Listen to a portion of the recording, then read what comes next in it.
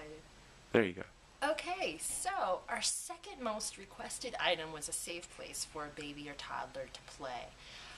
That's going to be a difficult thing to completely serve because we're very small, and it's going to be really hard to dedicate a ton of space to babies and toddlers. But I do think we could be more of an ally to our families with young children.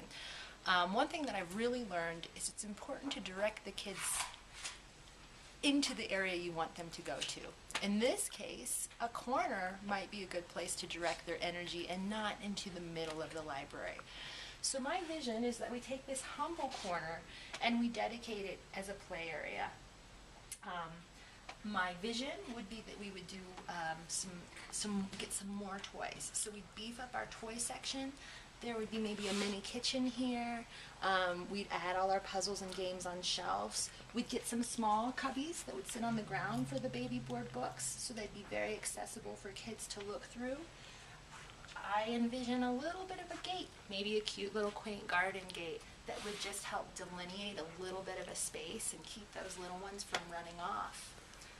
In order to achieve this, we would need to move this computer and these books out, and what I'd like to do is add a row of benches that are modular or that are stackable, so parents could sit here, watch their kid play, or if they wanted to get a little more industrious, they could even make a small enclosure, but we wouldn't necessarily encourage that. They just could do that if they want. Computers, as I've talked about, are a pretty contentious issue for us here at the library. People either love them or they hate them. I believe you've probably heard about the iPads and how much tension the iPads caused last summer when they were out here on the floor. My first suggestion might be to consider moving these computers over with the rest of the computers.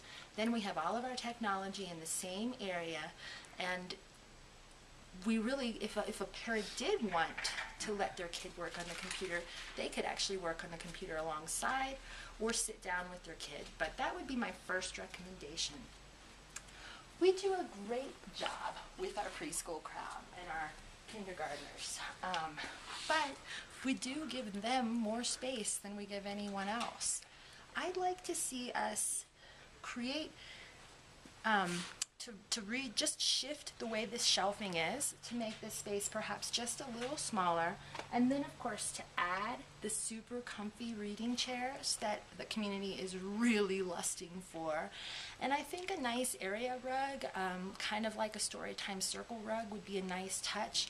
A lot of parents do like to sit on the floor and get down and be with and have pillows and soft things, so I think that would be something that we could provide that would be fairly affordable.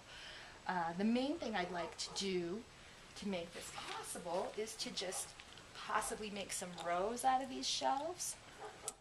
There's a few different ideas I have, but the primary expenditures are going to be some nice, very soft furnitures and a good rug that is cozy to curl up on and very bright and colorful.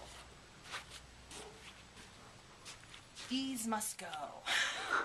These shelves are not that useful, especially these board book.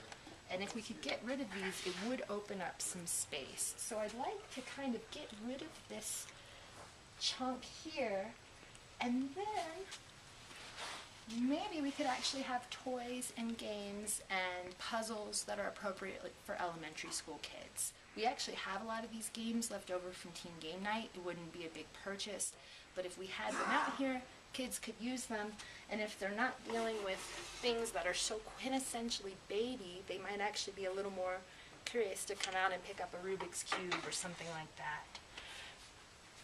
The other thing that is a bit dramatic, but I really feel like this shelving unit is very underutilized. You can see how much blank space we have here, and it takes up a lot of floor space. If we come around to the other side,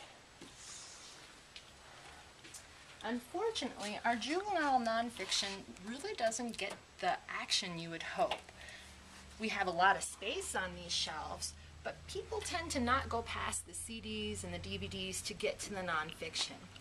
I would suggest that we could collapse these materials into our nonfiction section, because as you can see, Panning slowly. There's a lot of space, and this is pretty much the case through all the juvenile nonfiction. Ideally, it would all fit into the space that we have, but I have seen some really nice, more block-shaped shelves that could even rotate or not.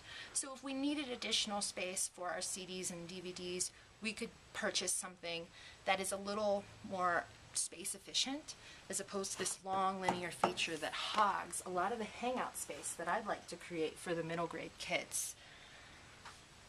So to finish the vision, what I'd like to do back in this section is delineate some slightly more cool, informal hangout space for kids. The little round table's adorable. It's just like our big tables, but little. It's so cute. It's not super functional. One family plunks down there, boom, it's done. Big kids don't want to sit at little kid chairs. It's a little dorky. So what I really think we need to do is get a homework table, a long table. We could, several requests have come through for study space.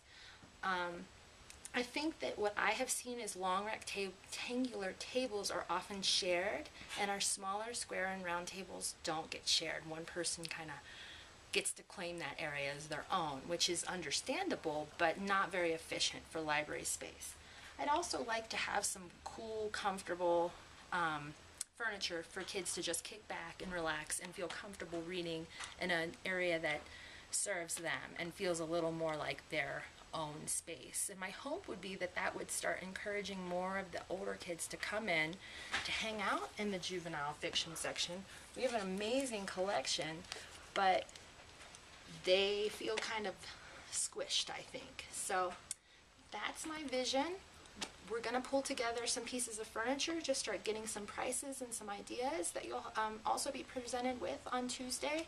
And love to hear what you think. Thanks.